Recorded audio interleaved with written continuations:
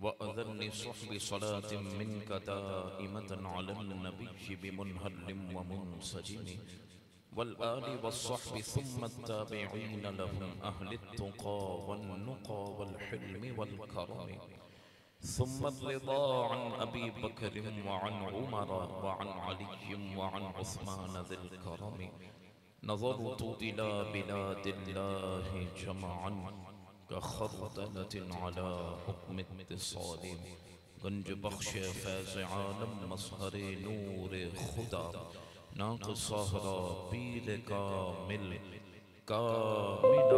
रहनुमा जिसने ख़त्म नबुव्वत पे पहरा दिया, जिसने ख़त्म नबुव्वत पे पहरा दिया, ऐसे खादिम की अज़मत पे लाखों सलाम।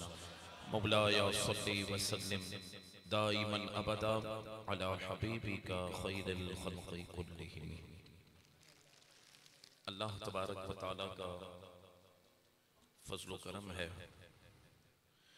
अल्हम्दुलिल्लाह रब्बुल आलमीन की दी हुई तौफीक से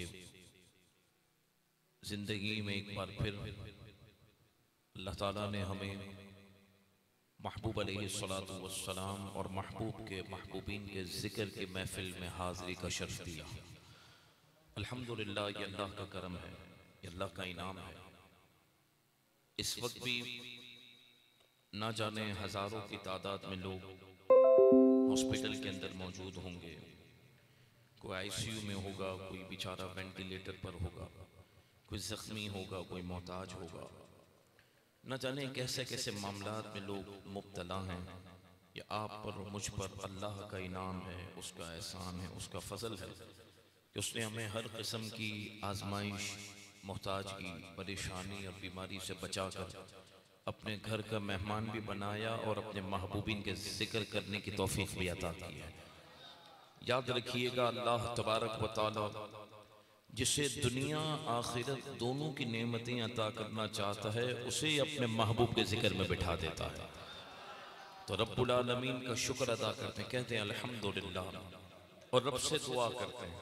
हमें मांगना नहीं आता, लेकिन अल्लाह से दुआ करते हैं कि मौला हुजूर सय्यदुना सिद्दीक़ अकबर फारूक आज़म उस्मान गनी मौला अली सय्यदुश शुहदा सय्यदा कायनात हुसैन करीमैन माँ सय्यदा आयशा माँ सय्यदा खदीजतुल कुबरा इमाम आज़म हमारे गौस आज़म तमाम औलिया सय्यदुना सखी अब्दुल वहाब शाह जिलानी के सदक़े ए अल्लाह, हज़रत आदम अलैहिस्सलातु वस्सलाम से लेकर आज तक तूने महबूब अलैहिस्सलातु वस्सलाम का जिक्र करने वालों को जो अता किया, आज हम सबको, हाज़रीन को, महफिल में शामिल होने वालों को, महफिल मुनक़्क़िद करने वालों को, हमारे तमाम घर वालों को, हमारे मरहूमीन को, दोस्त अहबाब को, वाबस्तगान को, महबूब के तमाम चाहने वाले चाहने वालियों को, ता सुबह क़यामत आने वाली हमारी नस्लों को वो सब अता फरमा दे। और माशाअल्लाह हमारे बहुत पुराने दोस्त और मदीने शरीफ से आए हुए हैं दोनों हस्तियाँ। अल्लाह ताला इन पर और सखी का फैज़ान जारी फरमाए और ये और इनकी नस्लें इंशाअल्लाह मदीने पाक बार बार आती रहें और मदीने पाक की हाज़िरी सबको मिलती रहे।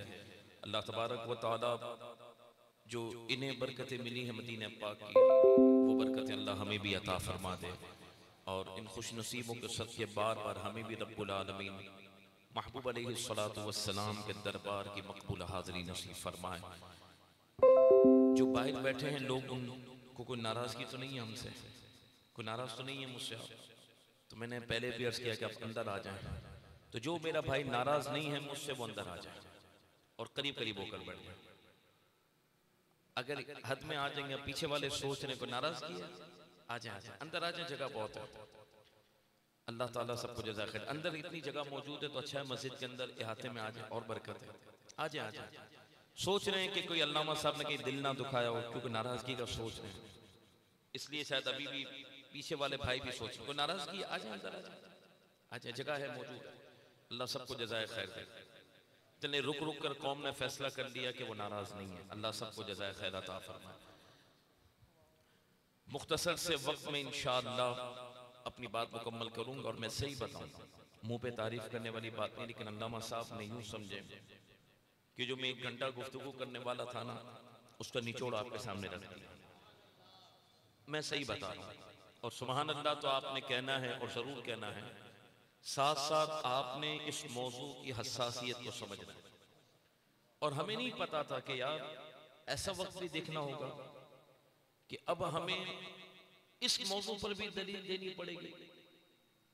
अगर हम अभी तक इन मामलात में कौम को एक पेज पर नहीं ला सके तो कादियानियों से, लिबरल सेकुलर दुश्मनों से कब मुकाबला करें? वल्लाह मैं जोशे खिताबत पर बात करना नहीं चाह रहा, खुद मेरी तबीयत भी अजीब है। मैं आपको सही बताऊं कि हद हो गई यार। आप मुझे देखें, तवज्जो इधर रखें, पैगाम आप तक रखना है। मतलब हद हो गई कि यार जैसे इंसान के माँ बाप हैं, इंसान अपनी वालिदा से प्यार करता है, अपने वालिद से मोहब्बत करता है, तो क्या पूरी जिंदगी उसको यही साबित करना पड़ेगा कि ये मेरी माँ है, ये मेरा बाप है? एक मरतबा अल्हम्दुलिल्लाह जब हमारा नसब साबित हो गया, बात खत्म है। अब हमें उनकी शान बयान करनी है और उन्होंने जो तरीका बताया उसको आगे बढ़ाना है। लेकिन याद रखिएगा, देखो गहराई समझिएगा मौजू की।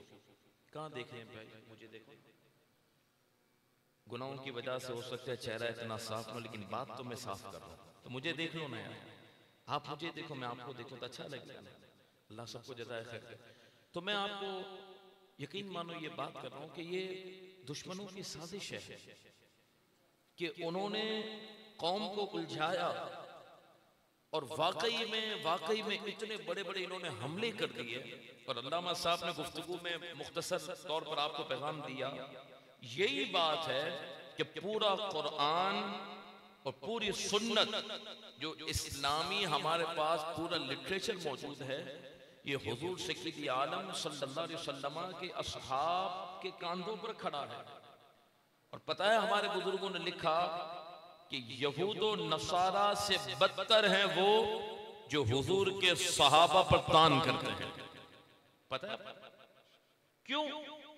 कि यहूदी और ईसाई उतनी इस्लाम से दुश्मनी नहीं कर सकता जो ऐसा बंदा कर सकता है जो सहाबा किराम अलैहिम रिदवान का दुश्मन। इसलिए आज की हमें इस नशिस्त के अंदर अपने कॉन्सेप्ट क्लियर करने हैं और अपने दुश्मनों को पहचानना है। और जो बकिया जिंदगी हमारे पास मौजूद है, कितनी हमें नहीं पता, वो हुजूर के दीन को तख्त पे लाने के लिए और दीन इस्लाम को गालिब करने के लिए इंशाअल्लाह हमें बसर करनी है। बोलो इंशाअल्लाह। और ये चूरे चमार जो घूम रहे हैं ना, मैं सही बताऊं, हुजूर का दीन तख्त पर होता ना तो इन चूड़ों की हैसियत ना होती कि जो सहाबा पर भौंकते, कोई अहले बैत पर भौंकता। कानून ही नहीं, जज के लिए कानून मौजूद है, दीगर इदारों के लिए कवानीन मौजूद हैं, लेकिन जिसका जो दिल चाहता है वो सहाबा पर भौंक देता है, अहले बैत पर बात कर देता है, कोई किस पर बात कर देता है, कोई पकड़ने वाला नहीं। क्यों? कि हुजूर का दीन तख्त पर नहीं। जब हुजूर के दीन को पावर होगी इस मुल्क के अंदर, तो फिर जब एक आम आदमी की इज्जत को कोई उछाले तो उस पर 80 कोड़े इस्लाम कहता है कि लगाने पड़ेंगे। अगर वो गलत है तो जो सहाबा पर भौंकेगा फिर उसका क्या हशर होगा। इसलिए हमें हर मामले पर तवज्जो देनी है। अब मैं अपनी बात थोड़ी सी आगे बढ़ाऊं। हजरत ने इसको वजाहत के साथ आपके सामने जिक्र किया। सहाबी कौन होता है? मुख्तसर आसान अंदाज में अगर हम इसको समझ लें तो फिर आपको हजरत सिद्दीक अकबर समझ आएंगे। अल्लाह अकबर, बोलो ना सुभान अल्लाह। सहाबी वो होता है जिसने ईमान की हालत में हुजूर सय्यद आलम सल्लल्लाहु अलैहि वसल्लम की ज़ियारत की हो या आपकी सोहबत में बैठा हो और फिर उसी पर उसका इंतकाल हुआ, विसाल हुआ, वो सहाबी कहलाता है। तो मैंने इसलिए तारीफ आपके सामने कर दी कि ये तारीफ इस बात को वाज़े करती है कि अल्लाह के महबूब अलैहिस्सलातु वस्सलाम के कुर्ब से इंसान को सहाबियत का दर्जा मिलता है। ठीक है, कुर्ब खास जब इंसान को नसीब होता है तो फिर अल्लाह तबारक व तआला उसे सहाबियत के दर्जे तक पहुंचा देता है। और देखें, ये तो इस उम्मत ने ज्यादती की है, वरना आप हजरत मूसा अलैहिस्सलाम, हजरत ईसा अलैहिस्सलाम, आप अगर इनको मानने वाले जो अपने आप को कहते हैं अहले किताब, यहूदी, ईसाई, अब उनको भी देख लें, उन्होंने भी कभी अपने अंबिया के असहाब की तौहीन नहीं की। यहूद और नसारा ने भी अपने अंबिया इकराम अलैहिमुस्सलाम के असहाब की तौहीन नहीं की। जो आज अपने आप को उम्मती कहने वाला उन पर तबर्रा करता है। तो मैं इसलिए आज आपके सामने ये बात अर्ज करना चाहता हूं कि जहन में रखें, ये बात समझ लें इस बात को कि अल्लाह के महबूब अलैहिस्सलातु वस्सलाम के कुर्ब की वजह से अल्लाह तबारक व तआला इंसान को सहाबियत का दर्जा अता फरमाता है। ठीक है, और आपने तारीफ इस हवाले से सुन ली। अब उलमाए किराम ने इस बात को बयान किया, वरफ़अना लका ज़िक्रुक के तहत मुफस्सिरीन ने भी इस बात को जिक्र किया है कि तमाम इज्जतों का मरकज और तमाम इज्जतों का मंबा वो हुजूर सय्यद आलम सल्लल्लाहु अलैहि वसल्लम की ज़ात पाक। मतलुल क़मरैन के अंदर सय्यद आला हज़रत इमाम अहले सुन्नत रज़ियल्लाहु तआला ने भी फ़लसफ़ा दिया है। इसी पर मैं अपनी बात को आगे करूंगा। फरमाया इंसान को इज्जत और अजमत हुजूर सय्यद आलम सल्लल्लाहु तआला अलैहि वसल्लम की निस्बत से मिलती है। एक तरफ कुरान जिक्र फरमाता है उलाइका कल अनआम बल हुम अदल। कुरान जिक्र करता है सुम्मुम बुकमुन उम्युन फहुम ला यरजिऊन। क्या मतलब? फरमाया हबीब ये बहरे हैं, गूंगे हैं, अंधे हैं। हालांकि उस वक्त जो लोग मौजूद हैं ना बहरे थे, ना अंधे थे, ना गूंगे थे। लेकिन फरमाया महबूब, मैं मुख्तसर कर रहा हूं, इसको खोलूंगा नहीं। फरमाया महबूब हमने जो कान दिए थे वो हक सुनने के लिए दिए थे, तेरी तारीफ सुनने के लिए दी थी। जब वो उसमें इस्तेमाल ना हुए तो खुदा फरमाता मकसद फौत हुआ, वो बहरे हैं, गूंगे हैं इसलिए कि जबान दी थी हक कबूल करने के लिए, हक बयान करने के लिए, शान मुस्तफा बयान करने के लिए।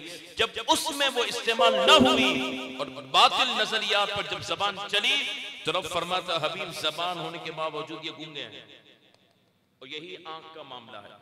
एक तरफ फलसफा बड़ा हम बयान करते हैं कुरान और सुन्नत की रोशनी और हक है, वो क्या है कि इंसान अशरफुल मखलूकात है। इंसान क्या है? बोले, आवाज नहीं आ रही।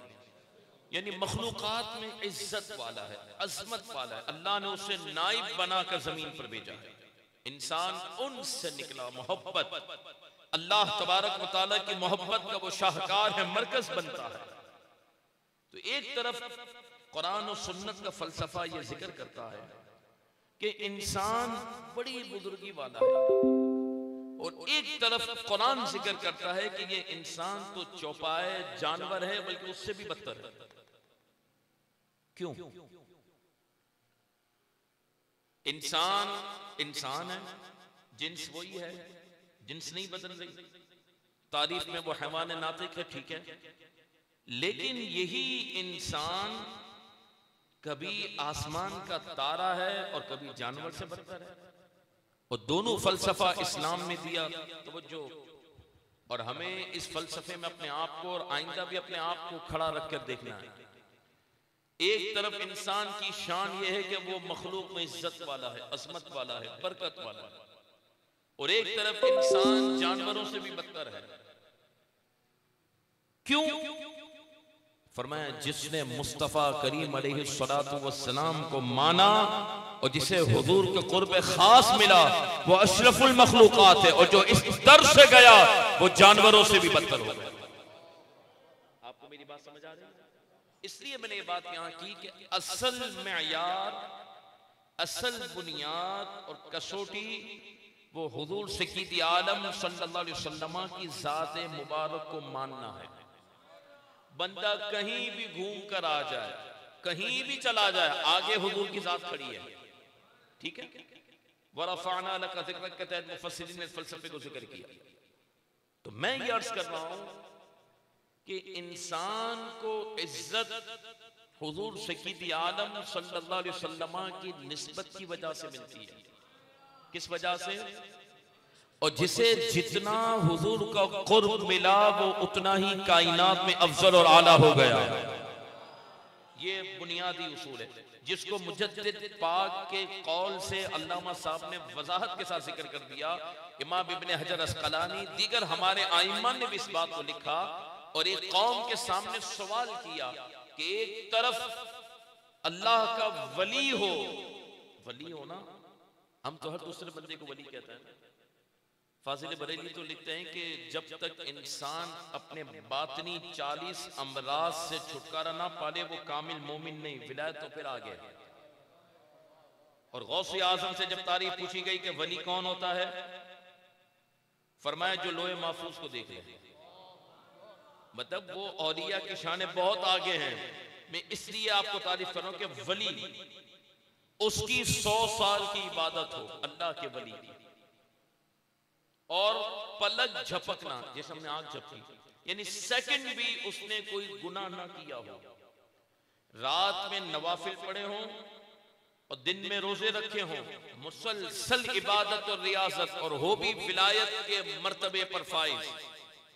एक तरफ वो हस्ती पाक मौजूद और एक तरफ हुजूर सय्यद आलम सल्लल्लाहु अलैहि वसल्लम का वो सहाबी जिन्हें एक नमाज पढ़ने का भी मौका नहीं मिला।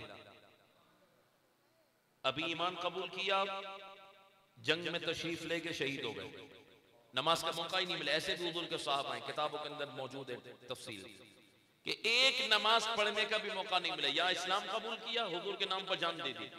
सवाल किया हमारे आइम्मा ने, अहले सुन्नत के अकाबिर बुजुर्गों ने कि कौन अफजल, सवाल हुआ कौन अफजल, क्योंकि अकल तो ये कहती है कि भाई आप समझ लो, बहुत अहम फलसफा रखना, या आप कॉन्सेप्ट क्लियर कर लोगे तो फिर इंशाल्लाह किसी की बात आपको असर नहीं करेगी। और खुदा के वास्ते कॉमेडियन मौलवियों से बेहतर है कि हुजूर के गुलामों को सुनो समझो। हम तो कहते नहीं, मैं तो जो सोशल मीडिया पर क्लिप आएगा मैं तो सुन लूंगा। मैंने कहा हमारे नजदीक दीन का मयार गिर गया, हर एक से हम बाल नहीं कटवाते, कमाल हो गया। नाई भी हमारा फैमिली वाला होता है, यार मेरी जो है ना कटिंग उसी से होगी, वो नहीं है मैं कल आ जाऊंगा, आपके पास रश लगा है कोई बात नहीं, शाम को आता हूं, नंबर दे दो यार, जब फ्री हो मुझे कॉल करें। क्यों भाई, बाल कटवा लो, कटवाने किसी से, यार फला सब्जी वाले के पास जाकर मैं सब्जी लेता हूँ। क्यों, पूरे हैदराबाद में क्या सब्जियां गलत बेच रहे लोग? नहीं, मेरी चॉइस ये है, फला जगह से मैं गोश्त खरीदता हूं, दीन जिससे चाहता हूं ले लेता, क्योंकि अहमियत नहीं है ना। हुजूर के दीन की अहमियत होती है। ये विरासत में मिला तो इसका मतलब ये नहीं कि हम इसकी अहमियत को खो दें, खुदा की कसम। इसकी अहमियत अपने अंदर बेदार करो और सीरियस आ जाएं। हमारे सरों के ऊपर पानी आ गया है। आज हमारा सिंध, हमारा पंजाब इन रावजियत के अंदर, तफजीलियत के अंदर बहता चला जा रहा है। पूछा जाएगा आपसे भी मुझसे भी, हुजूर की बारगाह में जवाब देना होगा कि जब मेरे साहब और मेरी अहले बैत पर शब खून मारा जा रहा था उस वक्त तुम क्या कर रहे थे? इसलिए मैं कह रहा हूं, वल्लाह रस्मी महफिल या रस्मी प्रोग्राम नहीं है, ये माना तरबियती नशिस्त है। कुछ ना कुछ हम अपने आप को सुधारने और संवारने की कोशिश करें। और दीन अल्लाह का बेनियाज है। अगर आप तैयार नहीं होंगे, अस्तगफिरुल्लाह, अगर हम काम नहीं करेंगे तो दीन का काम तो होना ही है। जब अबू जहल, अबू लहब, उतबा, शैबा, उमैया बिन खल्फ, बड़े बड़े सरदारान कुरैश हुजूर के दीन के लिए खड़े न हुए तो फिर मेरे रब ने हबशा से बिलाल को चुन लिया, रूम से सोहेब को चुन लिया, फारस से सलमान को चुन लिया और बता दिया कि हम जिससे चाहते हैं काम ले लिया करते हैं। और पता है हमारे उलमा ने ये भी हमें अदब बताया। बात चली तो अर्ज कर रहा हूं, एक है ये दुआ करना, ऐ अल्लाह तू मुझे दीन के काम की तौफीक अता कर, अच्छी दुआ है। लेकिन बुजुर्गों ने लिखा इसमें इंसान से गलतियां फिर हो जाती हैं। बड़े बड़े लोगों को नहीं देखा, बड़े बड़े दीन के काम करने वाले, शेखुल इस्लाम कहलाने वाले पटक गए। तो दीन की खिदमत तो की लेकिन गलतियों से पटक गए। कहा ये दुआ करो, अल्लाह तू हमसे दीन का काम ले। फरमाया जब रब दीन का काम लेगा तो गलतियों से भी रब ही बचाएगा।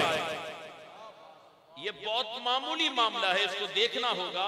एक है अल्लाह तू हमें दीन के काम करने की तौफीक अता कर, अच्छी दुआ है, लेकिन मौला तू हमसे काम ले। जब रब चुन लेगा तो जिसे चुना जाता है उसे कबूलियत की मोहर अता कर दी जाती है। फिर बंदा गुमराह नहीं होता, फिर बंदा जितना भी इल्म आ जाए लेकिन अल्लाह की रहमत की नजर में होता है, महबूब की तवज्जो में होता है। जब बंदा तवज्जो में होता है तो उसका इल्म फिर इल्म नाफे हो जाता है, और जब रहमत और नजर में नहीं होता तो बड़ा स्कॉलर तो कहलाता है, खुद भी जहन्नम में जाता है, लाखों लोगों को जहन्नम में लेकर जाता है। तो अल्लाह हमें महफूज रखे। अब मैं जो अर्ज कर रहा था, तवज्जो रखिए, सवाल हुआ कौन अफजल। एक तरफ 100 साल वली की इबादत और एक तरफ वो सहाबी कि जिनके पास एक नमाज भी अमल में नहीं, मौका ही नहीं मिला, शहीद हो गए। हमारे अहले सुन्नत के बड़े बड़े आइम्मा ने, अल्लाह अकायद के उसूलों के बड़े बड़े आइम्मा ने इसको लिखा कि हर सूरत में हुजूर का वो सहाबी अफजल, हर सूरत में हुजूर का वो सहाबी अफजल। क्यों? कि उसे जो कुर्ब मिला ना हुजूर का, वो उसे नहीं मिला। उसके पास इबादत है, इसके पास कुर्ब मुस्तफा खास मौजूद है। और इसीलिए इज्जतों का मरकज हुजूर की जात है। तो मैंने कहा फिर इख्तिलाफ ही खत्म हो जाएगा। अल्लामा साहब ने कहा ना, तो हमने यही पूछा, एक ट्रांसमिशन में भी हमारी मुलाकात हुई, फरमाया कि तुमने हजरत अमीर मुआविया रज़ी अल्लाह तआला अन्हु के हवाले से बात की, अबू सुफियान के हवाले से बात की रज़ी अल्लाह तआला अन्हु के, वो जन्नती हैं, को दलील पेश करो। हमने कहा ये बताओ तुम इन्हें सहाबी मानते हो कि नहीं? सहाबी हुजूर की वजह से बनाए, यह भी मैंने आपको बताया। हमने कहा पहले ये बता, फिर सनद हम साबित करेंगे। ये बता कि ये सहाबी है कि नहीं। अगर तू भौंकता है कि मैं नहीं मानता, तो मैं तुझे सुन्नी नहीं मानता। जब तू सुन्नी नहीं तो तेरे से हमारी बात ही नहीं है, खुली बात है ना। अगर कोई हजरत मुआविया रज़ी अल्लाह तआला अन्हु, हजरत अबू सुफियान रज़ी अल्लाह तआला अन्हु को सहाबी नहीं माने तो वो सुन्नी नहीं। जब सुन्नी नहीं तो मेरा तेरे से ताल्लुक नहीं। कहते नहीं वो सहाबी है। मैंने कहा जब ये कह दिया तो वो जन्नती भी है, बात खत्म हो गई। वही बात है। अब फाजिल बरेली ने एक नुक्ता दिया, उसको सुनना ये होता है यार इमाम ने कमाल बात किया और हजरत ने तवज्जो दिलाया। मुझे तो नुक्ता मिल गया, क्योंकि हम जब किसी से लेते हैं तो फिर उसके नाम से भी आगे बढ़ाएंगे कि ये तो 12 में घूम रहे हैं ना, कि 12 हैं तो इमाम हुसैन के औलाद को मानेंगे तो इमाम हसन के औलाद से चिढ़ जाते हैं। क्या तवज्जो दिलाया कि आला हजरत ने तुम्हें बताया कि कयामत तक जो हुजूर की औलाद है वो हमारे सरों का ताज है और हुजूर का नूर उसके अंदर जारी और सारी है। तेरी नस्ल पाक में बच्चा बच्चा नूर है। अहले सुन्नत को शादा दिल होते, इज्जत वाला इज्जत करना जानता है। जलील आदमी को पता ही नहीं होता कि इज्जत वाला होता कौन है। ये अपने आईने में अपने आप को देख कर सहाबा पर भोगते हैं। अब गौर कीजिएगा, आला हज़रत इमाम अहले सुन्नत ने एक उसूल दिया, बहुत तवज्जो। एक ग्रुप ये कहता है, सुभान अल्लाह नहीं कहना, समझ रहे हैं, एक गिरोह ये कहता है जो अपने आप को सहाबा का मानने वाला साबित करते हैं, वो ये कहते हैं कि हुजूर सय्यद आलम सल्लल्लाहु अलैहि वसल्लम खुश नसीब हैं कि जिन्हें हजरत अबू बकर सिद्दीक और हजरत फारूक आजम जैसे सहाबा मिले। आला हज़रत ने इसको बयान करने के लिए इसको लिखा और वज़ाहत की। एक गिरोह जो अपने आप को कहता है कि हम अहले बैत के मानने वाले हैं, वो कहने लगे कि हुजूर सय्यद आलम सल्लल्लाहु अलैहि वसल्लम खुश नसीब कि जिन्हें हसन और हुसैन जैसे नवासे मिले, हजरत अली जैसे दामाद मिले, शहजादी कौनैन जैसी शहजादी मिली। मेरा इमाम कहता है मानना यूं नहीं है, मानना यह है कि मयार और असल जात मुस्तफा है। कहा कहना यूं है कि सिद्दीक अकबर और फारूक आजम कितने खुश नसीब हैं जिन्हें मुस्तफा जैसे नबी मिले हैं, और हसनैन और अली और सैयदा कितनी खुश नसीब हैं कि जिन्हें मुस्तफा जैसा रिश्ता मिला है। फरमाया असल हुजूर की जात पाक है जो इनसे जुड़ा वो उम्मत का इमाम बन गया। मैंने इसलिए यह फलसफा आपके सामने रखा कि झगड़ा ही खत्म, फिर झगड़ा ही खत्म। क्यों? कि आला हज़रत की तालीमात यह है कि हमने किसी को भी, प्लीज समझना ये नुक्ता, ये समझ के बाद खत्म है। 2 घंटे की तकरीर जरूरी नहीं, 20 मिनट की तकरीर भी काफी है।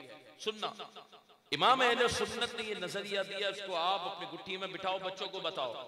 हमने किसी को भी जात की वजह से नहीं माना, हुजूर की वजह से माना।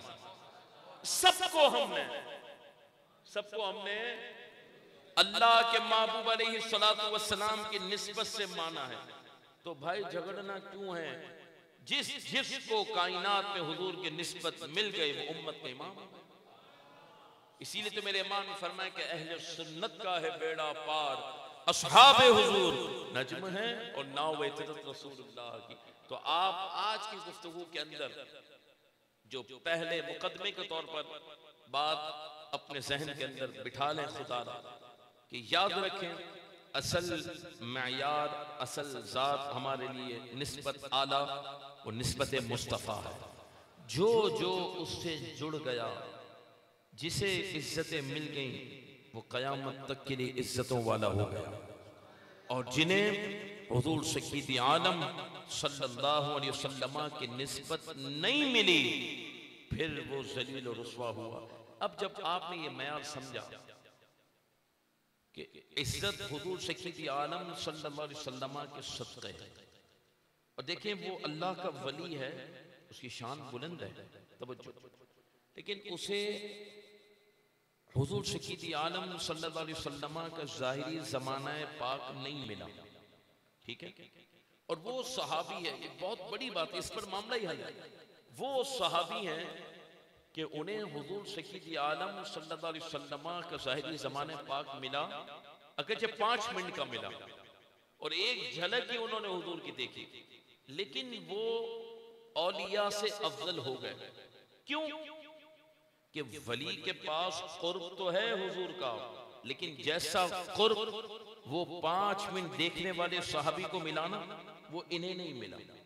तो इंसान जो अल्लाह तबारक व ताला की बारगाह में दर्जात की बुलंदी पाता है, वो सिर्फ हुजूर सय्यद आलम सल्लल्लाहु अलैहि वसल्लम के सदक़े पाता है। जिसे जितना हुजूर का कुर्ब मिला, वो उतना ही दर्जात के अंदर बुलंद बाला हो गया। जब आपने ये बात समझ ली, तो इसीलिए तो सिद्दीक़ अकबर रज़ी अल्लाह ताला अन्हु तमाम सहाबा में सबसे अफजल है कि जितना कुर्ब अबू बकर ने रसूलुल्लाह का पाया, उतना कुर्ब किसी और ने नहीं पाया। इसीलिए हजरत सिद्दीक़ अकबर रज़ी अल्लाह ताला अन्हु को उम्मत ने अफजलुल बशर बादल अंबिया बितहक़ीक़, यानी इंसानियत में अंबिया के बाद सबसे बड़ा दर्जा जिस ज़ात पाक का है, वो खलीफा बिला फसल हजरत सय्यदना सिद्दीक़ अकबर रज़ियल्लाहु ताला अन्हु। बोलो सुभान अल्लाह। अब देखें, ये आपको मयार समझ आ गया। एक तो हमें हुजूर की वजह से सबको मानना, कोई भी शख्सियत हमारे लिए मंजिल नहीं, मंजिल ज़ात मुस्तफ़ा है। भाई मेरे इमाम ने ये तो फरमाया कि अल्लाह ना करे, अल्लाह ना करे, अल्लाह ना करे किसी का मुर्शिद, किसी के वालिद, किसी की वालदा, किसी का कोई रिश्ता, आला हज़रत ने लिखा ना, कोई रिश्ता अगर वो हुजूर सय्यद आलम सल्लल्लाहु अलैहि वसल्लम की निस्बत से पीछे हटे, उससे अपने आप को ऐसे दूर कर देना जैसे तुम दूध से मक्खी को उठाकर फेंक देते हो, ऐसे उसको अपने दिल से निकाल देना। ये क्यों? बुनियाद यही है कि हुजूर सय्यद आलम सल्लल्लाहु अलैहि वसल्लम की ज़ात पाक हमारे लिए सब कुछ है। उनको मानना, वही ज़ात, वही अव्वल, वही आखिर, वही हमारे लिए सब कुछ। हाँ, मंजिल वही है जो जो उनका गुलाम और उनका आशिक हमें उनके दरबार तक पहुंचाएगा, वो भी हमारे लिए आंखों का तारा और हमारे लिए इमामत का दर्जा रखता है। ये बात आपने समझ ली, ठीक है। दूसरी बात कि हुजूर के सदक़े सबको इज्जत मिली है, इसकी बड़ी मिसाल सहाबी है। एक वली 100 साल की इबादत के बाद भी मुकाबला नहीं कर सकता। हजरत अब्दुल्ला बिन मुबारक रज़ियल्लाहु ताला अन्हु कितने बड़े इमाम हैं, अल्लाह, अब्दुल्ला बिन मुबारक कितना बड़ा नाम है। जब आप रज़ियल्लाहु ताला अन्हु के पास ये सवाल पहुंचा, उम्मत के इमामों का तो ये मिजाज है, जब सवाल पहुंचा आपके पास कि हजरत अमीर मुआविया रज़ियल्लाहु ताला अन्हु और हजरत उमर बिन अब्दुल अजीज रज़ियल्लाहु ताला अन्हु अफजल कौन? उमर बिन अब्दुल अजीज बहुत बड़े उम्मत के इमाम, बहुत बड़ी आपकी शान, ठीक, लेकिन सहाबी तो नहीं है ना। और हजरत अमीर माविया रज़ी अल्लाह तआला सहाबी हैं, तो एक गैर सहाबी और सहाबी का तकाबुल हुआ। अब्दुल्ला बिन मुबारक के पास ये मसला पहुंचा कि अफजल कौन, उमर बिन अब्दुल अजीज या हजरत अमीर माविया। आपको जलाल आया, आप जलाल में आए, आपने सिर्फ जवाब नहीं दिया, आपके जवाब का एहतमाम बनता है और एहतमाम ये बताता है कि सहाबा की बात आए तो फिर उम्मत के इमामों को जवाब कैसे देना है। हल्का अंदाज नहीं रखना। आप अंदाजा लगाइए, कह देते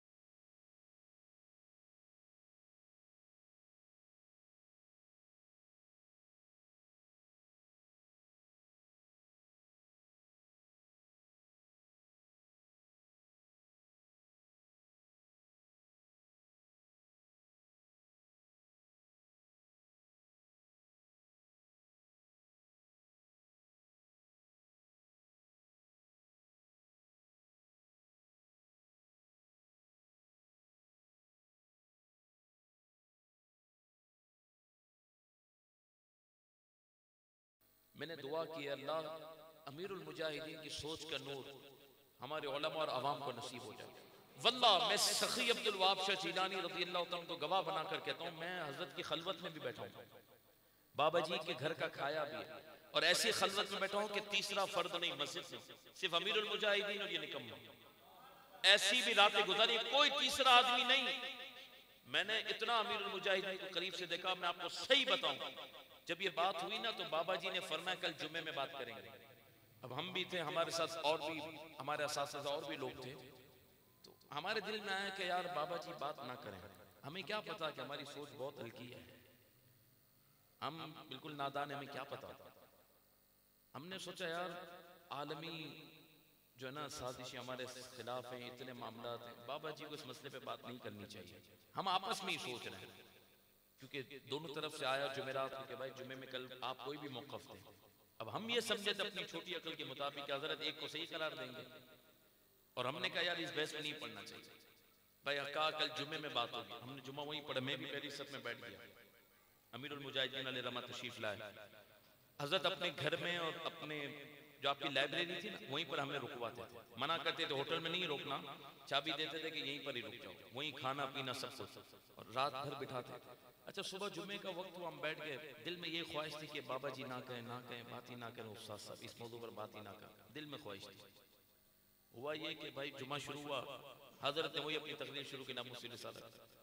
फिर हमने नादानी की दिल में कि हजरत के जहन से निकल गया ये, फिर हमने दूसरी गलत सोच रखी कि निकल गया, और सोच रहे थे अच्छा हुआ हजरत भूल गए, एक जुम्मा तो निकले, फिर अगला जुम्मा देखेंगे, पूरा हफ्ता है। हम अपनी सोच में आखिरी 3-4 मिनट थे, कहा भाई एक और मौजू पर मेरी बात सुनो। ओहो, मैं पहली सब में मैंने कहा यार ये बंड होने वाला है, मेरे दिल में आ रहा है अपनी सोच के मुताबिक। बंड से मुराद क्या कि हम चाह रहे इख्तिलाफ वाले मसले में पड़े ही नहीं हजरत, हमारा दिल ये था। अच्छा भाई क्या हुआ, अमीरुल मुजाहिदीन ने फरमाया भाई ये जो मामला चल रहे हैं और दोनों तरफ से जो है ना बार बार हमें भी पैगाम मौसूल हो रहा है कि सकीदा कायनात के हवाले से ये मामला और हजरत सिद्दीक अकबर के हवाले से, तो आप भी अपनी राय पेश करें। तो कहा मेरी बात सुनो, दोनों के लिए और पूरी उम्मत के लिए मेरा एक ही पैगाम है, ये मकाम अदब है, मकाम तहकीक नहीं। फरमाया ये मकाम अदब है, मकाम तहकीक नहीं। खुदा की कसम मुझे ऐसा हुआ कि जुम्मे में हजरत के पांव पकड़ लो। मैं कह रहा था कि जल्दी जुम्मे की नमाज हो, जुम्मा खत्म हुआ, हम हजरत के हुजरे में बैठे, 150-200 लोग आए हुए थे, खाना पीना हजरत ने सबको खिलाया, लंगर उस वक्त से चल रहा था, खिलाते थे हजरत। जब सब चले गए तो हम अकेले में बैठे। मैंने कहा हजरत आपने ये कैसी बात की, एक जुमले पर मैंने कहा हमारी जिंदगी कुर्बान। आपने फरमाया मौलाना फिर रो पड़े, कहा हम पूरी उम्मत को हुजूर के झंडे तले एक होकर लाना चाहते हैं, फिर कौम को कहां उलझाया। फिर हजरत ने फरमाया कि मुजद्दिद पाक हो, आला हजरत हो, ताजदार गोल्ड हो, सब ने अपनी किताबों में हर मसला मुकम्मल लिख दिया है, तो हमें तहकीक की हाजत नहीं। फिर बात चली, पता है क्या कहा, माँ बाप के दरमियान इख्तिलाफ हो जाए, फुकाहा क्या कहते हैं, तो औलाद को क्या हुक्म है, माँ का साथ दे के बाप का, क्या आपके नजदीक क्या जवाब? अल्लाह ना करे, ये समझदार आदमी बोले दोनों का, थोड़ी देर रुक जाओ ताकि बात क्लियर हो। भाई माँ बाप के दरमियान इख्तिलाफ हो जाए घर के अंदर, अल्लाह ना करे, हो जाता है, औलाद जवान बैठी है फैसला कराने बैठ जाती है, क्या हुक्म है? फुकाहा कहते हैं खामोश रहे, ना माँ के बीच में जाए ना बाप के बीच में जाए, क्योंकि माँ माँ है, बाप बाप है। उस्ताद साहब ने कहा जब इनके बीच में बोलने का हुक्म नहीं तो उनके बीच में बोलने का कब हुक्म है? अमीरुल मुजाहिदीन हजरत आप बताएं यार, मुझे कहा पब्लिक को मैसेज दिया कि उन दोनों को और कयामत तक आने वालों का पैगाम है, ये मकाम अदब है। जब अदब की बात है तो तहकीक की बात ही नहीं है, वल्लाह इख्तिलाफ के अलावा मैं बात कर रहा हूं, मेरी औकात कुछ नहीं, बिल्कुल हम कमीने आदमी, मेरी कोई औकात नहीं, लेकिन 75 घंटे की तकरीर की हाजत न थी, न किसी और चीज की हाजत थी, बस यही बात थी कि उन्हें जाना उन्हें माना, न रखा गैर से काम, लिल्लाहिल हम्द में दुनिया से मुसलमान गए। वल्लाह मैं सखी को गवाह बनाकर कह रहा हूं, तंज तनकीद मौजू नहीं, लेकिन आप बता हजरत, हमारी आंख बंद होती है, हमारे बच्चों को हमने सोशल मीडिया पर क्या मवाद दिया, इस वक्त भी चल रहा है यार, कादियानी हमारे सर पर। आप कराची में, हम इलेक्शन के लिए मामला में एक्टिव, आपकी सोच नहीं है, हम तो खुल के बात करते हैं कि किस कदर जड़ों के अंदर ये कादियानी पहुंचे, आपको पता है, आपकी सोच भी नहीं है, तसव्वुर भी नहीं है आपको कि लिबरल ने कितना बड़ा काम उतार दिया हमारा, कितने बड़े मामला लिबरलों ने उतारे हमारे, सेकुलर किस अंदाज में हम पर हावी हो चुके हैं, कॉलेज यूनिवर्सिटीज के अंदर हमारे जवानों का बेड़ा गर्क कर दिया, सब कुछ खत्म हो गया, और अभी हम इसी पे उलझ रहे हैं यार। हमने सोशल मीडिया पर सब चीजें डाल दी, अब तक भी यूट्यूब पे क्लिप खेल रहे हैं, क्या कौम को हम पैगाम दे रहे हैं यार? हमारा बेटा हमारी कब्र पर आकर हमसे सवाल पूछेगा क्या बात कर रहे हैं? इसलिए अमीरुल मुजाहिदीन की बात मैंने की, फरमा मकाम अदब है, मकाम तहकीक नहीं है, बात अदब की है, इसलिए मैं आपके सामने बात कर रहा हूं। याद रखिएगा, हमने जिसे माना हुजूर सय्यद आलम सल्लल्लाहु अलैहि वसल्लम की निस्बत की वजह से माना यार। ये जब बात हमने कर ली तो जिसे जिसे हुजूर की निस्बत मिल गई वो हमारे सरों का ताज हो गया। बोलो ना सुभान अल्लाह। हजरत सिद्दीक अकबर रज़ी अल्लाह तआला अन्हु की शान, अभी तो हमें दुश्मनों को भी जवाब देने, लेकिन बंदा इसी में उलझा। और ये जो उन्होंने बात की ना, ये खुलासा कर दिया कि भाई अगर कोई सिर्फ सहाबी की मोहब्बत का दावेदार हो और अहले बैत के लिए बुग़्ज़ रखे, वो नास्ती है, वो सुन्नी नहीं है। और जो अहले बैत से मोहब्बत की बात करे और सहाबा से दुश्मनी की बात करे तो राफ़ज़ी है। सुन्नी वो होता है जो सबकी बात करता है। यार हमारा कुछ जा रहा है, बल्कि हमारे पास आ रहा है सबको मानने की वजह से, जाता कुछ नहीं है, मानने से आता ही है। और फिर मैं आपको ये बात कहूं, ये इंजीनियर लोग और ये पिंडी वाले शैतान ये हमें बताएंगे कि साहबी को कब मानना और कैसे मानना है। यार मतलब मैं मिसाल दूंगा, ये तो हमारी बेवकूफी है ना, नादानी है कि मोंटेसरी में कोई बच्चा पढ़ रहा हो या केजी में पढ़ रहा है, आप उसको बुलाएं और उसको आगा खान हॉस्पिटल लेकर जाएं और वहां पर बहुत बड़ा सर्जन बैठा हो, बेटा ये सही है डॉक्टर, वो सर्जन हो बहुत बड़ा, हार्ट का सर्जन हो, दूसरे मामलात में हो, MBBS, और आप मॉन्टेसरी के बच्चे को पकड़ के लेकर गए और उससे राय ले रहे डॉक्टर सही है, कौन क्या बोलेगी हमें? ये आज के जिनके पास छटांग बराबर, उसने इबारत कैसे पढ़ी थी पिंडी वाले ने, आपने देखा था ना? तौबा अस्तगफिरुल्लाह, क्या इबारत का बेड़ा गर्क। उसको अरबी में पैगाम देने का बोला किसने का, तो अरबी में पैगाम दे। अरे देखकर भी इबारत नहीं पढ़ी है, कम से कम प्रैक्टिस 3 मरतबा कर लेता, क्योंकि हमें बाबा जी इतने इबारत पे बहुत पकड़ते थे कि इबारत सही होनी चाहिए, का ये तो पहली बुनियाद है। हमने कहा तो देख कर ही पढ़ लेता तो ये जमीन और आसमान की कला में ना मिलाता। मुझे ईमानदारी से बता, दिल से, इख्तिलाफ के अलावा, ये छटांग बराबर भी जिसके पास इल्म नहीं है वो साहबी पे बात कर रहा है। गौर तो करो यार, इंजीनियर मिर्जा को देखकर कुरान पढ़ने नहीं आता। आप सुन लें, ऐलान है उसको, अगर देखकर कुरान सही सुना दो उसको इनाम। देखकर कुरान नहीं पढ़ सकता वो, लेकिन कौम को वो समझ आती है। तो एक जुमला कौम के लिए भी है ना, हमारे को पता है क्यों? क्योंकि हमारे पेट में भी हलाल के बजाय हराम ज्यादा जाता है। तो हलाली आदमी को सुनने के लिए पेट में हलाल होना भी जरूरी है। कौम को अमीरुल मुजाहिदीन ऐसे थोड़ी समझेंगे वल्लाह। लेकिन आज तो हमें पैसे चाहिए ना, पैसे आने चाहिए। मौलाना हमें क्या पता हलाल है हराम है, शुबात क्या होता है? जब पेट में हलाल होता है तो बाद में फिर हलाली की समझ आती है, और पेट में गड़बड़ है जब, तो गड़बड़ बात ही समझ आएगी। यानी कौम को ये लोग समझ आ रहे, ये बताएंगे हमें। एक मॉन्टेसरी वाली मिसाल भी नहीं बनती, वही समझ लो यार। केजी का बच्चा बताएगा कि डॉक्टर किस पाए का है, और उसकी वो स्क्रूटनी करेगा, उसको वो जांचेगा, उसके इल्म पर, उसके फन पर, उसके ऑपरेट करने पर वो कमेंट करेगा। तो यही हाल है। अगर आज का कोई आदमी हुजूर के सहाबी और अहले बैत पर बात करे तो इससे बड़ी बात हो जाती है। हमें कुरान ने बताया सहाबा को कैसे मानना, बोलो सुभान अल्लाह। हमें हुजूर की हदीसों ने बताया कि सहाबा किराम अलैहिम रिदवान को हमें कैसे मानना है। कुरान की आयतें मौजूद है, जब कह दिया रब ने रदियल्लाहु अन्हुम वरदू अन, बात खत्म हो गई। और देखो आखिरी 10 मिनट में अपनी बात मुकम्मल करूंगा। हमारा जो इल्म है ना, वो 2 जमानों को मुहीत है। मैं इसको आसान करूं, यानी पास्ट और प्रेजेंट, माजी और हाल। यानी अभी हम ये बता सकते हैं आप और मैं कि आज के पूरे दिन में क्या क्या हुआ, माजी हो गया, या अभी मुझसे पहले कौन बयान कर रहा था, अल्लामा साहब कर रहे थे, ये माजी हो गया। अभी आपको ये पता है। और हाल क्या है अभी प्रेजेंट, कौन बयान कर रहा है, मैं। अच्छा, मेरे बयान के बाद क्या होगा किसी को पता है? फिक्स नहीं पता। कौन दुआ कराएगा, पहले दुआ होगी, पहले फातिहा होगी, या सलाम होगा, क्या होगा नहीं पता। ये है मुस्तक़बिल। हमें 2 चीजें पता है, माजी पता है कि अल्लामा साहब ने बयान किया, हाल पता है कि अहमद रजा बयान कर रहा है, बस ये हमारा इल्म है। अल्लाह रब्बुल आलमीन की ज़ात पाक का जो इल्म है, उसकी बारगाह में हर जमाना हाजिर है, उसके इल्म में सब मौजूद है।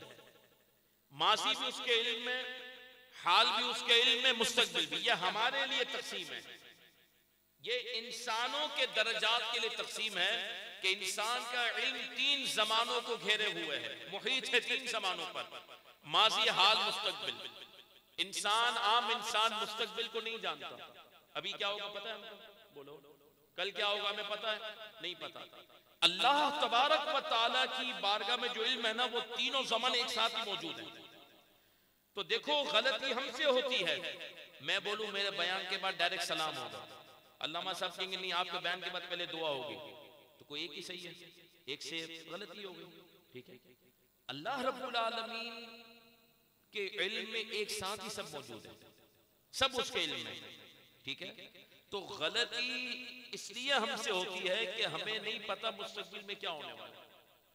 अभी आप किसी के बारे में राय कायम कर दिया, ये बहुत अच्छा आदमी है, अस्तगफिरुल्लाह अस्तगफिरुल्लाह अस्तगफिरुल्लाह, अल्लाह ना करे कल को वो इधर उधर हो जाए, आपको कोई आकर बोले यार तूने तो बोला था बहुत अच्छा आदमी है, ये तो ऐसा है।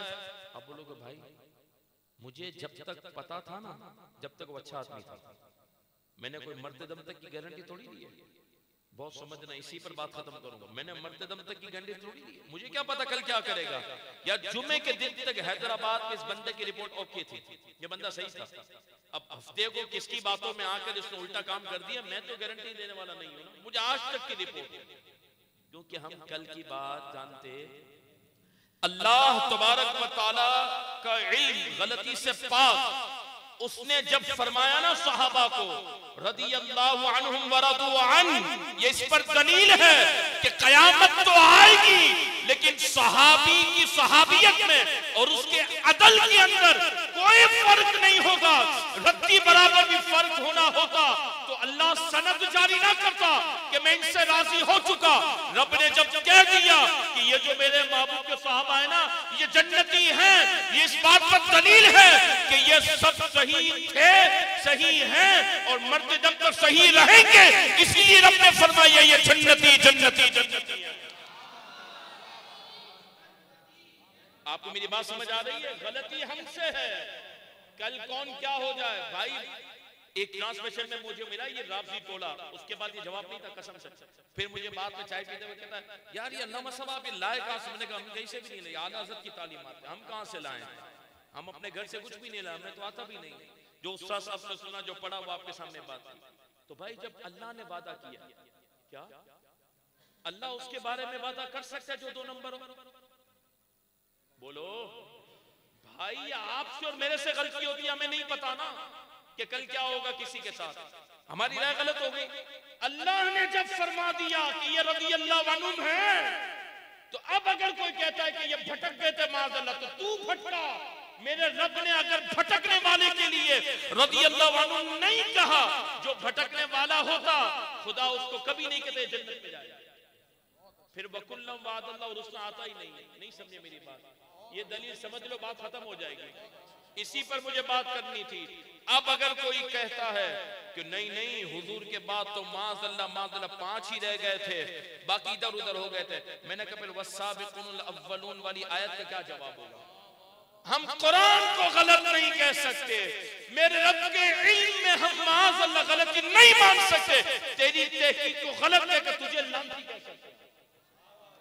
मेरी बात समझ आ रही है? भाई गलती हमसे होगी, हमें नहीं पता कल कौन क्या है।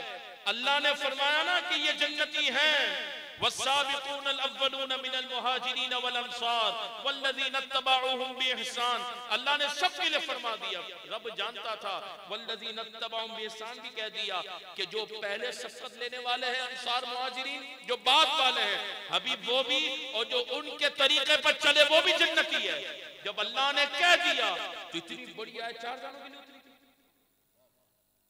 इतनी बड़ी आयत 4 जानों के लिए उतरी।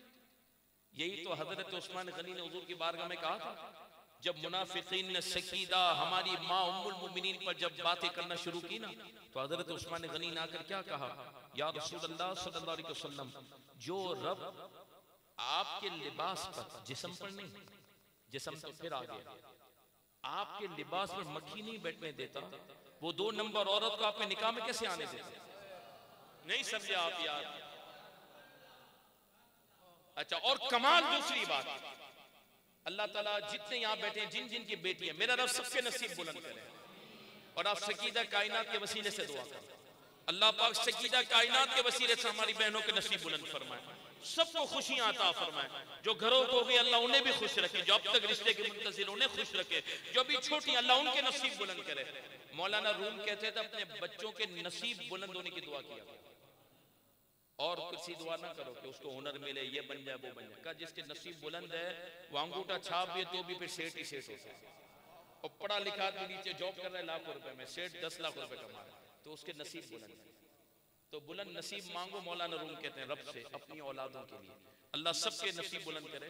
सवाल है मेरा आपसे, बेटी का रिश्ता आता है, जांच पड़ताल करता है, बोलो भाई बेटी है ऐसे दे दो, दिल का टुकड़ा है, लेकिन कई मर्तबा गलती होती है। रिश्ता तय होने के बाद तो पता चलता है यार गलत घर पे आ गए, दामाद गलत टकरा गए, अल्लाह ना करे, कहते फिर यार चलो बर्दाश्त करना पड़ेगा। तो ये गलती आपसे और मुझसे हुई कि हमने गलत चॉइस कर ली, क्योंकि इंसान, मैं ये कहता हूं कि जब आप और मैं बेटी के मामले में इतने हसास होते हैं, और अगर हमें पता चले कि फलां गलत होने वाला है, फलां गलत है, तो उसको अपनी बेटी नहीं देते। गौर कीजिएगा, मेरे आका ने अपनी बेटियां किसे अता फरमाई? गौर तो करो यार, तू इतना बेटी में बहुत ईमानदार है, तुझे बेटी की इतनी फिक्र, मुस्तफा की शहजादियां, बोलो ना सुभान अल्लाह। और फिर सुनिएगा गौर से, अच्छा निकाह करना हो तो बंदा कितना गौर करता है यार, अच्छी औरत मिले यार, अच्छी लड़की मिले यार, एहतियात करना। और फिर मेरे महबूब अलैहिस्सलातु वस्सलाम के कुर्ब में जिन औरतों के आने का वक्त है, तो मेरे रब ने ऐसे आने दी, ऐसे आने दी। तो याद रखिएगा, मैं ये बात कर रहा हूं जो हजरत उस्मान गनी ने बात की, ऐ मेरा आका, जब रब आपके लिबास पर मक्खी नहीं बैठने दे रहा, तो फिर ऐसी औरत को निकाह में कैसे ले आता। और फिर याद रखिएगा, पीर साहब चाहते हैं सब मेरे मुरीद वफादार हो, और पीर साहब के करीबी लोग चाहते हैं भाई कोई दो नंबर ना हो, सब मुर्शिद से वफादार हो, अच्छी बात है। मेरा आका करीम सल्लल्लाहु अलैहि वसल्लम तो मेरे रब की बारगाह में, तो मेरे रब ने महबूब की बारगाह में फिर ऐसों को कैसे बैठने दिए जो इधर उधर होने वाले थे। ये तो बातें फिर आगे जाएंगी भाई, ये तो बातें फिर। अच्छा, ये 2 नंबर आदमी काला 5-5 लाख रुपए लेकर रुलाकर इस्लाम की तबलीग कर रहा है, और माज़अल्लाह माज़अल्लाह मेरा आका की तबलीग से 4 मुसलमान हुए। सोचने वाली बात है। फिर वही ज़क्कीहिम कौन खड़ी है कुरान की आयत। इसलिए मैं आपको बुनियाद कह रहा हूं कि भाई किसी खुमैनी शुमैनी की किताब से सहाबी को नहीं समझना, सहाबा को कुरान से समझना है। और जब मेरे रब ने कह दिया, कोई कहना यार मेरी बात तो सुनो, कहा भाई कुरान में अल्लाह ने जिक्र किया है कि हम उनसे राजी हो गए, वो अल्लाह से राजी हो गए। अगर माज़अल्लाह ये 2 नंबर होते तो मेरे रब के इल्म में गलती हो ही नहीं सकती। मेरे रब ने तो कयामत तक और उसके बाद सब उसके इल्म में है। उसी को जन्नत की बशारत दी, उसी को रिज़ा की सनद दी, जो खुद भी सही था, बल्कि जिसकी पैरवी करने वाला जन्नती होता है, खुदा उसको क्या फरमाया, फ़इन आमनू बिमिस्लि मा आमनतुम बिही फ़क़द इhtदौ। अल्लाह ने तो सहाबा के ईमान को मयार करार दिया है। ये 2 नंबर आदमी क्या कर रहे हैं, रब ने क्या फरमाया, तुम ईमान लाना चाहते हो, हबीब ऐलान करो, ईमान उसी का कबूल होगा बिमिस्लि मा आमनतुम बिमिस्लि, महबूब जैसे तेरे सहाबा ने तुझे माना ना, ऐसे जो मानेगा उसके ईमान कबूल होगा। मैंने कहा तू सहाबी पर शक कर रहा है, कुरान कह रहा है सहाबा का मानना तो अल्लाह को इतना पसंद आया कि रब ने फरमाया अब मेरे हबीब को ऐसे ही मानो जैसे अबू बकर से लेकर अबू सुफियान ने माना है। अगर तुम इस रेंज में मेरे महबूब को मानोगे तो तुम्हारा ईमान कबूल है, इनको छोड़कर मानोगे तो तुम नामकी और मरदूद हो। यार ये कोई बात हुई। इसलिए याद रखिएगा, हमने सहाबा को किससे माना है, कुरान से। किससे माना है। और आखिरी बात अर्ज कर दो, बात खत्म करो। वो कहने लगे मौला अली की शान कितनी बुलंद है कि हुजूर ने उन्हें अपने बिस्तर पर सुलाया। मैंने कहा बिल्कुल अच्छी बात, सरकार ने उन पे भरोसा किया और हुजूर ने उन्हें अमानत रखवाई। देखो अली अली, मैंने कहा कोई इनकार ही नहीं करता, अली अली है, बोलो सुभान अल्लाह, अली अली है, कोई इनकार ही नहीं करता। मैंने कहा लेकिन इतना जुल्म तो ना कर, हुजूर जिसे बिस्तर पर सुलाए उसकी शान बुलंद हो, और जो हुजूर को गोद में सुलाए, बुलंद आवाज से बोलो ना यार। और फिर सुनिएगा, ये मुहर्रम का महीना आता है तो ये घोड़ों के साथ क्या करते हैं, घोड़ा भी परेशान होता है क्या हो रहा है मेरे साथ। उसको तारीख में इतनी इज्जत नहीं मिलती जितनी इन दिनों में मिलती है ना। क्यों आपको घबरा, भाई मैं गाली तो नहीं दे रहा, सीधी बात आपके यहाँ नहीं होता। घोड़ा कितना इज्जत वाला हो, वो खुद भी काजू भी खा रहा है, बादाम पिस्ते भी खा रहा है, दूध भी पी रहा है। मैंने देखो देखो कमाल हो गया, उसको चादर भी उड़ा के रखी थी। मेरे को घोड़ा भी सोच रहा है कि अल्लाह तेरा शुक्र है तूने घोड़ा ही बनाया हमको, घोड़ा भी इज्जत ले रहा है। गौर कीजिएगा सवाल और इस पर बात खत्म। ये घोड़े को क्यों पूछ रहे हैं, इतनी उसकी इज्जत क्यों कर रहे हैं, घोड़े की क्यों कर रहे हैं, पता है क्यों कर रहे हैं? कि ये तसव्वुर करते हैं कि इमाम हुसैन करबला में घोड़े पर बैठे थे। तो ये जो आज पाकिस्तान में 2023 के आखिरी दिन जो घोड़ा है ना, उसको मुशाबियत तो घोड़े से है ना मौला हुसैन पे। इमाम हुसैन तो एक घोड़े पर बैठे थे, बोलो। तो जिस पर इमाम हुसैन घोड़े पर बैठे हैं वो घोड़ा तो अजमत वाला है ही, लेकिन उसकी नस्ल भी जरूरी नहीं कि यहाँ जो हैदराबाद में वो इसी नस्ल से, ये कहीं नहीं लिखा हुआ। नस्ल होना भी जरूरी नहीं, लेकिन सिर्फ घोड़ा है ना। तो मौला हुसैन जब घोड़े पर बैठे तो कयामत तक के लिए हर घोड़े की भी इज्जत करूंगा। मैंने कहा जिस पर मुस्तफा बैठे सिद्दीक़ अकबर, उसकी इज्जत नहीं करते, उनकी इज्जत नहीं करते तुम यार। मेरा आका अबू बकर के कांधों पर बैठे थे, हुसैन जिस घोड़े पर बैठे उस घोड़े की इज्जत तो है ही, उसको करोड़ों सलाम, लेकिन उसके नाम से भी कोई मुशाबियत हो तो तुम उसको भी चूमते हो। तो अरे खुदा का खौफ करो, मुस्तफा करीम जिसके कांधों पर बैठे हैं अबू बकर, उसकी शान तुम नहीं मानते। सोचने की बात है। तो ठीक है, तुम घोड़ों को ही पूछते रहो, हम अबू बकर और मौला अली के दीवान हैं। और सुनिएगा, ये हमारे उस्तादों से हमने बात सुनी थी और किताबों के अंदर आपको मिल भी जाएगी कि एक मरतबा हजरत सिद्दीक़ अकबर मौला अली को देख रहे हैं, मुस्कुरा रहे हैं। मौला अली रज़ी अल्लाह तआला, सुन्नियों तुम खुश नसीब हो, ये आपके लिए बशारत है। अपने मुर्शिदों का शुक्रिया अदा करो, अपने माँ बाप के पाँव धोकर पियो, दुनिया से रुख सदक उनकी कब्र पे जाकर सलाम करो कि उनके सच के ईमान हमें हाथों हाथ मिला है, उनके सच के अल्हम्दुलिल्लाह। तवज्जो, मौला अली रज़ी अल्लाह तआला अबू बकर सिद्दीक़ से पूछते हैं, क्यों मुझे देखकर मुस्कुरा रहे हो? काली तेरी शान कितनी बुलंद है। का क्या हुआ? कि मैंने हुजूर सकीद आलम सल्लल्लाहु अलैहि वसल्लम से सुना है। का क्या सुना? कि हुजूर ने फरमाया, अबू बकर सुन, कयामत के दिन पुलिस सिरात वही पार करेगा जिसे अली लिख कर देंगे। आवाज तो निकाल दो यार अभी, जिसे अली। तो मौला अली भी मुस्कुराने लगे हजरत सिद्दीक़ अकबर को देखकर। सिद्दीक़ अकबर ने फरमाया, आप क्यों मुस्कुरा रहे हैं? कि अबू बकर तेरी शान भी बुलंद है। का क्या हुआ? कि मैंने हुजूर से सुना है कि अली तो उसी को लिख कर देगा जिसके दिल में अबू बकर की मोहब्बत होगी, जिसके दिल में अबू बकर की मोहब्बत होगी। अहले सुन्नत का है बेड़ा, अस्हाबे हुजूर नज्म है और नावेतरत रसूलुल्लाह की। सुनो, बाअदब बनना। सहाबा किराम अलैहिम रिज़वान हमारे लिए हमारे वालिद की तरह है और अहले बैत हमारे लिए हमारी वालिदा की तरह है। जो वफादार और फर्माबरदार होता है वो माँ का भी अदब करता है, बाप का भी अदब करता है। बोलो इंशाल्लाह करेंगे, इंशाल्लाह। आगे इलेक्शन करीब है, इलेक्शन तो कोई मसला है? आपको कोई मसला है? क्यों मसला नहीं? क्यों काम ही नहीं करना? या करना है? काम करना है ना, इंशाल्लाह करोगे ना? बोलो इंशाल्लाह, हुजूर के दीन के लिए काम करना है।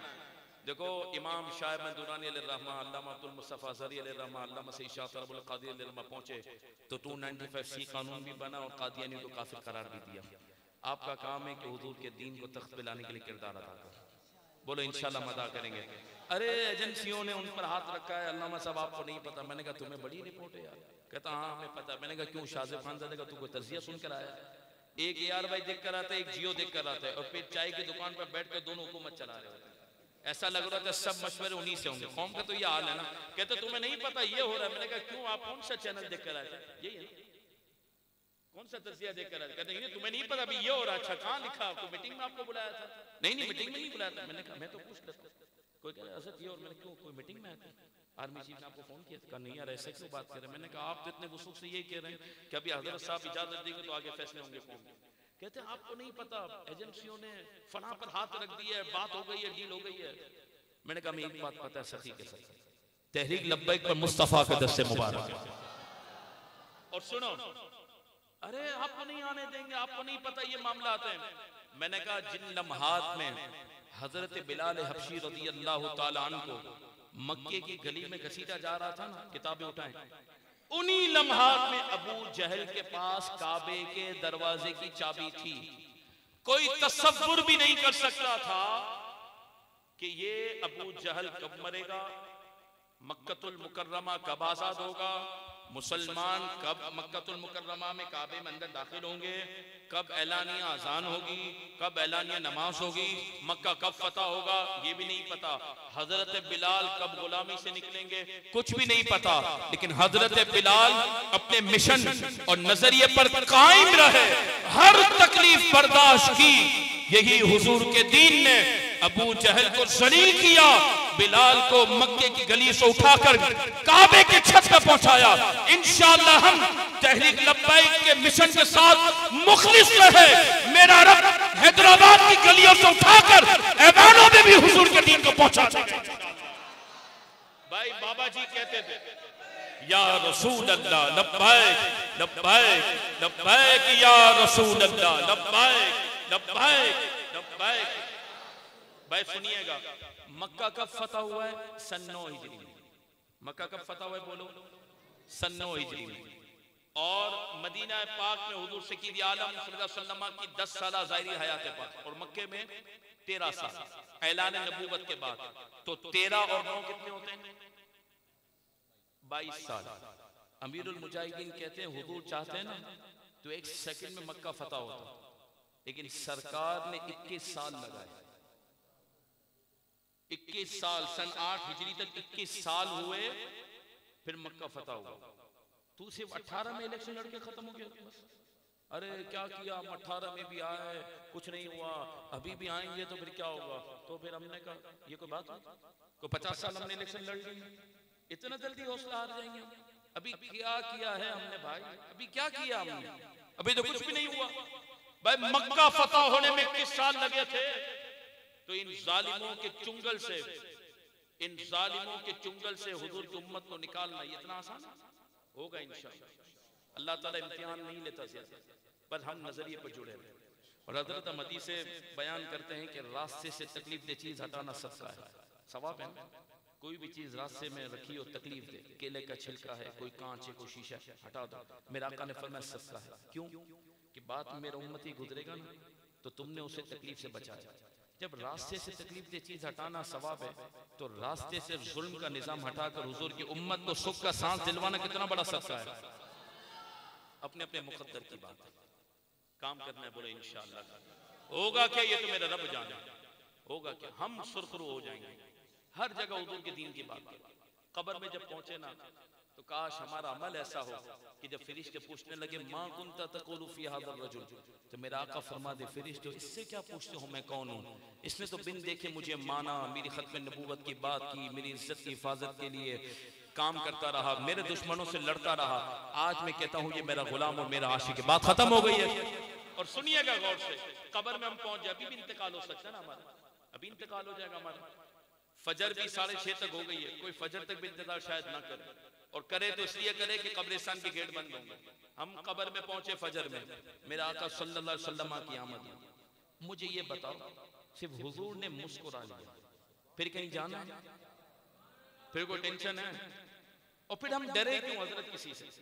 ना किसी के हाथ में रिस्क है, ना कोई हमें रोजी दे सकता है, ना कोई हमें इज्जत दे सकता है, ना कोई हमें जलील कर सकता है, ना कोई हमें मार सकता है।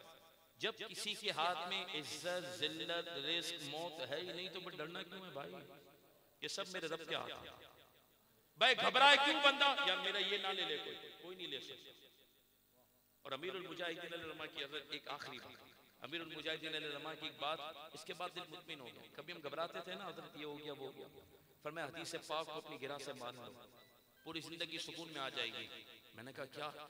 आपने फरमाया अल्लाह के महबूब सल्लल्लाहु अलैहि वसल्लम इरशाद फरमाया, काश अमीरुल मुजाहिदीन के सदक़े में तवक्कुल भी मिले। फरमाया हुजूर फरमाते हैं सातों जमीनों आसमान वाले मिलकर, कोई और बचा?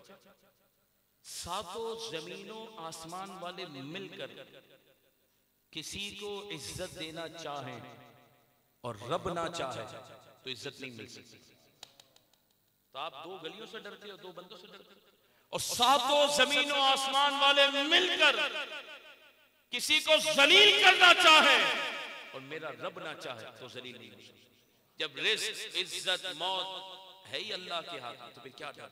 बोलो इंशाअल्लाह काम करेंगे, इंशाअल्लाह हर जगह हुजूर के दीन की बात करें। बोलो इंशाअल्लाह। और बाबा जी कहते हैं जब घोड़ा, जो मुजाहिद का घोड़ा जिहाद के दौरान जो लीद करता है, पेशाब करता है, वो भी कयामत के दिन तोला जाएगा। तो आपने हुजूर के नाम पर पर्ची दी होगी, वो नहीं तोली जाएगी। बस सबको ये कहना है कि भाई तू मेरे पास क्या करने के लिए आया है? कहा मैं आपको आपके हक की बात करने के लिए। कहा तू झूठ बोलता है, जिसे मुस्तफा के हक का पास नहीं वो मेरे हक की बात कर ही नहीं सकता, वो झूठ बोलता है।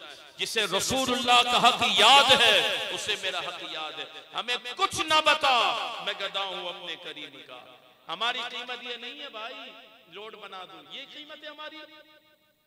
वो एक ने हमें बताया ना, हमारे तहरीक वाले ने बताया, हमारे अमीर के साथी ने बताया, कई गांव के अंदर एक बंदा वोट मांगने के लिए गया, कहने लगा आप मुझे वोट दे दें। तो वो वोटर कहता है तू मुझे क्या देगा? कहते क्या चाहिए तुझे? कहने लगा वो मार्केट के अंदर एक गधा मिलता है ना, वो गधा मुझे ला कर दे दो तो मैं गधे पर सामान लाद कर अपना काम गुजारूंगा। वो गया मालूम करने के लिए जिसको इलेक्शन जीतना था, गया उसको भाई पता चला ₹1,00,000 से ऊपर गधा है। वो आकर कहने लगा भाई मैं तुझे गधा तो नहीं दे सकता। तो वोटर कहने लगा यार अफसोस है, तूने मेरी कीमत गधे जितनी भी नहीं लगाई, गधे जितनी भी मेरी कीमत नहीं है, मेरी औकात नहीं है।